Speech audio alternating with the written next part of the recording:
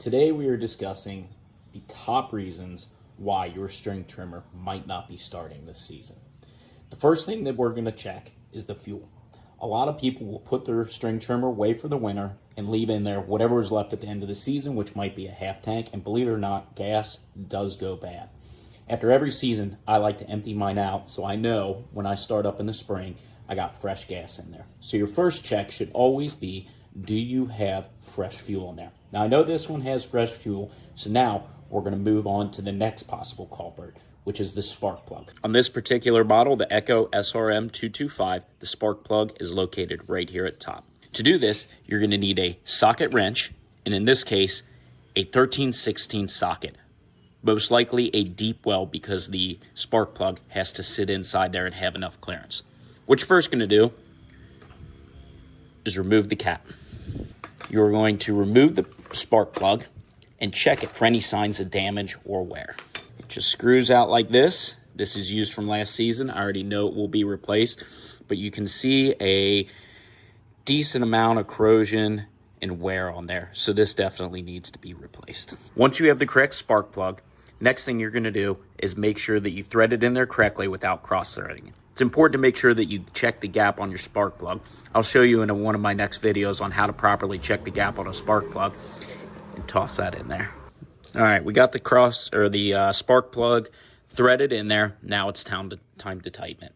Now remember, you do not want to over tighten these. If you have a torque wrench, you can use that. For today, I just have my socket wrench. I'm going to tighten it till it gets a little tough to turn, and then I'm going to go about a quarter to a half turn past to make sure that it is properly seated. I got some tension on there, so now I'm just going to give it about a quarter turn, and my spark plug is in there. You're going to put the cap back on it and give it a test, see if it starts. The next possible culprit for a non-starting string trimmer is going to be a bad air filter. On this model, the air filter is located right behind here where your choke is.